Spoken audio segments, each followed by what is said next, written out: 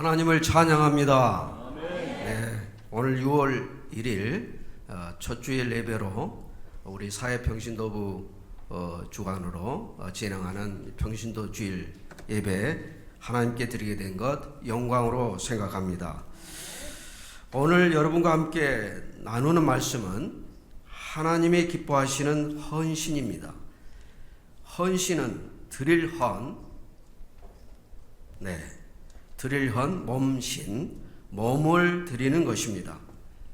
성경에서 가장 정확하게 헌신을 말씀하시는 구절을 찾으라 하면 바로 로마서 12장 1절의 말씀일 것입니다. 너희 몸을 하나님이 기뻐하시는 거룩한 산 제물로 드리라. 이는 너희가 드릴 영적 예배니라. 우리가 드릴 영적 예배는 바로 우리의 몸을 드리는 것입니다. 그리고 그 헌신은 목사님이나 선교사님들에게만 하라고 하신 것이 아닙니다.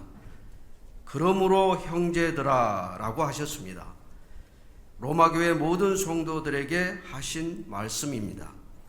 오늘 본문 말씀은 헌신에 관한 세 가지 중요한 가르침을 주고 계십니다.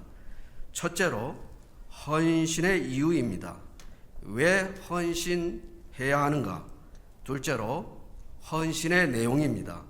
헌신이란 무엇인가? 셋째로 헌신의 영역입니다. 어디에서 헌신하는가입니다. 첫째로 헌신의 이유, 왜 헌신해야 하는가? 1절을 다시 보시기 바랍니다. 그러므로 형제들아 내가 하나님의 모든 자비하심으로 너희를 권하노니 너희의 몸을 하나님이 기뻐하시는 거룩한 산 제물로 드리라. 이는 너희가 드릴 영적 예배니라. 내가 하나님의 모든 자비하심으로 너희를 권하노니 라고 했습니다. 헌신의 이유, 헌신의 근거는 바로 하나님의 모든 자비하심을 말하는 것입니다. 곧 하나님의 은혜입니다. 우리 목사님이 이제 가끔 이게 아멘 소리가 적다는 것이 바로 여기서 이게 느껴집니다. 자, 아멘을 크게 하시기 바랍니다. 힘이 납니다. 네. 하나님의 자비하심을 깨달은 사람은 헌신의 삶을 살게 되는 것입니다. 예수님을 영접한 분들은 영접 기도할 때부터 하나님 아버지, 아직 예수님을 모르는 우리 가족, 동료들이 예수님을 알게 해주세요 하는 그런 마음을 갖게 됩니다. 예수님을 영접하고 난 후에는 내가 이런 하나님의 자비하심을 입었는데 내가 하나님을 위해서 뭘 할 수 있을까 하는 그런 마음을 갖게 됩니다. 하나님의 자비하심을 깨달은 사람은 자연스럽게 헌신을 생각하게 됩니다. 어떤 의무감이 아니라 감사한 마음에서 헌신을 생각하게 되는 것입니다. 너희의 몸을 하나님이 기뻐하시는 거룩한 산 제물로 드리라. 이는 너희가 드릴 영적 예배니라. 아멘. 아멘. 저는 이 말씀을 읽을 때마다 감사가 넘칩니다. 내가 무엇이라고 또 내가 헌신한 것이 온 우주의 주관자 또 전능하신 하나님께 무슨 도움이 된다고 나의 헌신을 기뻐하시는 산 제물로 받으신다는 것일까? 정말 놀라지 않을 수 없습니다. 만일 내가 알지 못하는 어떤 기업의 회장에게 찾아가서 당신에게 내가 헌신하겠다라고 한다면 나를 받아주시겠습니까? 그런데 아무것도 부족한 것이 없으신 하나님은 왜 나의 헌신을 기쁜 산 제물로 받으신다는 것일까요? 우리가 잊지 말아야 할 사실은 헌신할 수 있는 것도 하나님의 은혜라는 것입니다. 헌신의 이유는 하나님의 모든 자비하심 때문입니다. 하나님의 은혜 때문입니다. 나를 구원하시기 위해 독생자도 아낌없이 내어주신 그 사랑 때문입니다. 언제나 그 안에 은혜 안에 거하시는 저와 우리 모든 성도들이 되기를 바랍니다. 둘째로 헌신의 내용입니다. 헌신이란 무엇인가? 하나님이 기뻐하시는 헌신은 과연 무엇일까요? 2절 말씀입니다. 너희는 이 세대를 본받지 말고 오직 마음을 새롭게 함으로 변화를 받아 하나님의 선하시고 기뻐하시고 온전하신 뜻이 무엇인지 분별하도록 하라. 헌신은 하나님의 뜻을 분별하는 것입니다. 그리고 그 뜻대로 살아가는 것이죠.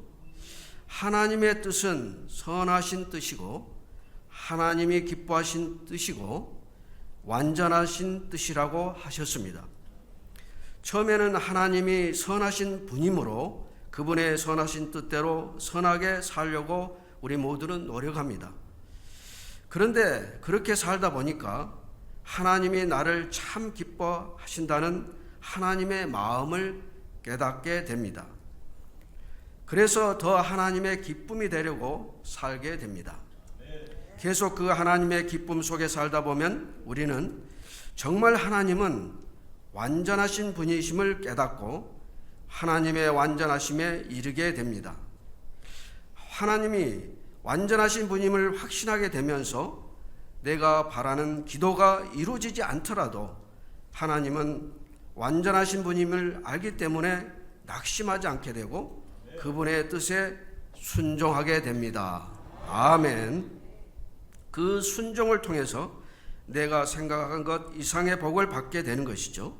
이것은 곧 우리의 믿음의 성숙과 성장으로 이어지게 됩니다. 그래서 헌신은 하나님의 뜻을 분별하며 사는 것입니다. 헌신은 하나님을 위해 뭔가를 하는 것이 결코 아닙니다. 하나님이 나를 사용하시도록 나를 맡기는 것입니다. 빌립보서 2장 13절에 말씀하시기를 너희 안에서 행하시는 이는 하나님이시니 자기의 기쁘신 뜻을 위하여 너희에게 소원을 두고 행하게 하시나니라고 하셨습니다. 이미 하나님은 성령으로 우리 안에 이 뜻을 두신 것이죠. 그리고 그 뜻에 맞는 마음의 소원도 주셨습니다. 나의 뜻이 아닌 주님의 뜻을 잘 분별하고 그 뜻에 따라 살아갈 때 우리가 온전한 헌신의 삶을 살게 될 것입니다. 셋째로 헌신의 영역입니다. 어디에서 우리가 헌신하는가? 헌신의 영역, 곧 하나님의 뜻을 분별하며 살아야 할 영역이 있다면 그것은 교회와 가정과 일터일 것입니다. 첫째로 교회에서 헌신입니다. 우리는 하나님의 몸된 교회 안에서 하나님의 선하시고 기뻐하시고 완전하신 뜻을 분별할 수 있어야 합니다. 어떤 교회는 성전을 건축하고 그랜드 피아노를 제단 위에 놓을지 제단 밑에 놓을지를 가지고 교회가 나눠지는 아픔을 겪는 것을 보게 됩니다. 야외 예배 때 바베큐를 할지 김밥을 싸갈지를 가지고 서로 다투다가 서로 갈라지는 안타까운 모습도 있다고 합니다. 최근에는 보수냐 진보냐를 가지고 교회가 나누어지고 있습니다. 우리의 교회가 복음이라는 본질에 집중하지 못하고 주님의 뜻을 함께 구하지 못할 때 이런 어처구니 없는 일들이 일어날 수 있습니다. 그렇기에 우리 교회 안에서 하나님의 선하시고 기뻐하시고 완전하신 뜻을 언제나 분별하고 그 뜻을 받들 때 우리의 헌신을 하나님께서 기쁘게 받아주실 것입니다. 둘째로 가정에서의 헌신입니다. 우리 모두는 가정이라는 사역지로 파송된 사역자들입니다. 나의 배우자는 이 사역의 동역자가 되는 것이죠. 한 주인을 섬기는 동역자입니다. 바로 이 동역자 의식에서 부부간의 존경심과 사랑과 배려가 가능케 됩니다. 자녀를 키우는 것도 마찬가지입니다. 가정에 파송된 사역자의 관점에서 보면 자녀들을 바라보는 관점이 바뀌지 않을 수가 없습니다. 자녀는 내 것이 아니라 하나님의 것임을 깨닫게 됩니다. 하나님께서 맡겨주신 것이기 때문에 내 뜻대로 키우는 것이 아니라 하나님의 뜻대로 양육하게 됩니다.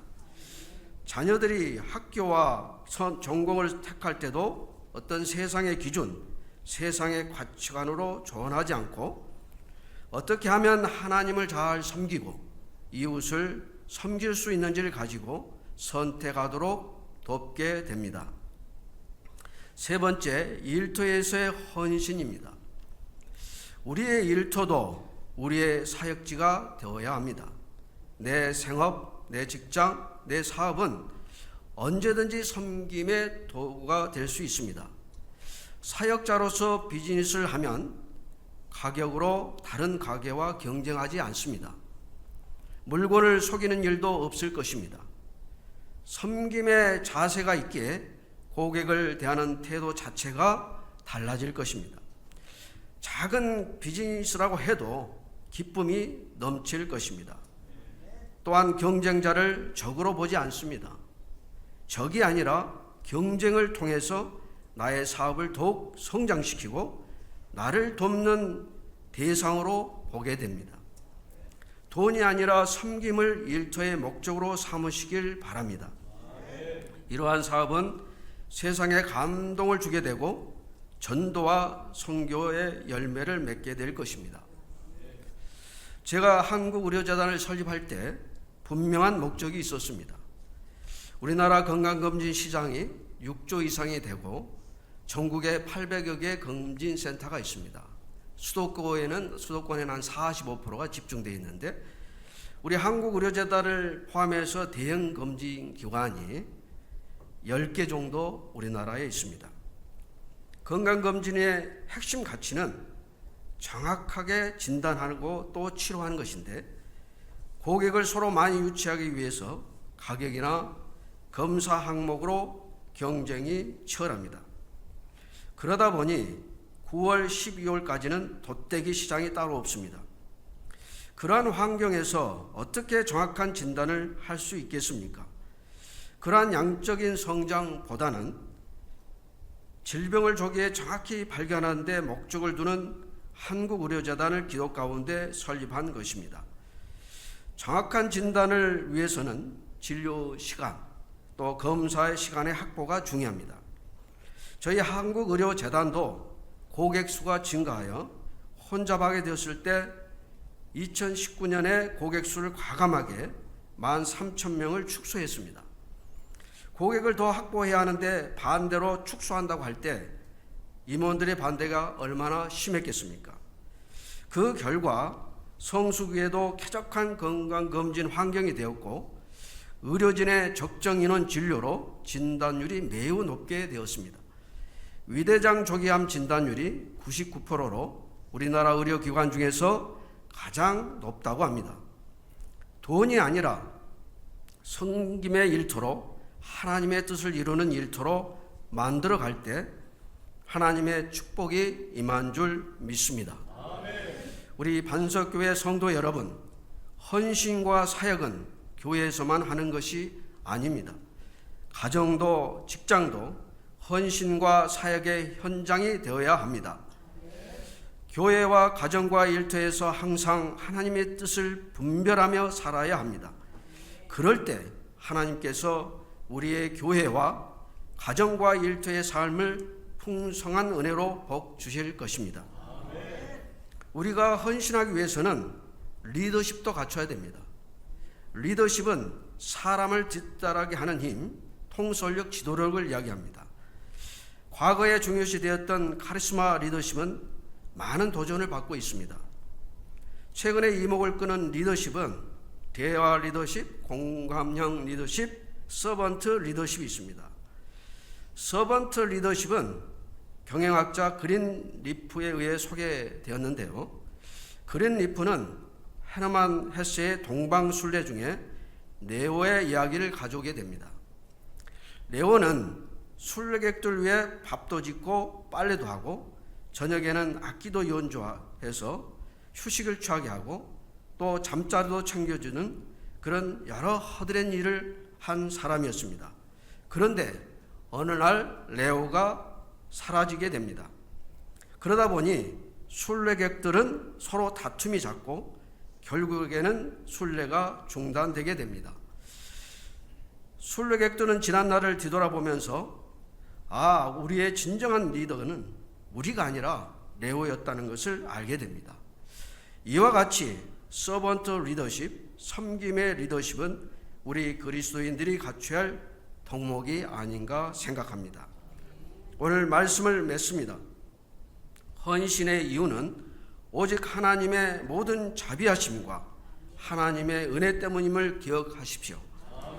나를 구원하시기 위해 독생자도 아낌없이 내어주신 그 사랑, 언제나 그 은혜 안에 거하시길 바랍니다. 헌신은 곧 하나님의 뜻을 분별하고 그 뜻대로 살아가는 것입니다. 교회에서만이 아니라 가정과 일터의 사역자가 되고 또 믿음의 가정을 세우고 세상에 감동을 주는 삶을 살게 되시기를 바랍니다. 그러한 헌신과 분별의 삶을 통해서 믿지 않는 사람들을 주님께로 인도하여 아름다운 영혼의 열매를 맺어가시는 저와 우리 모두가 되시기를 바랍니다. 아멘. 기도하겠습니다. 너의 몸을 하나님이 기뻐하시는 거룩한 산 제물로 드리라. 이는 너희가 드릴 영적 예배니라.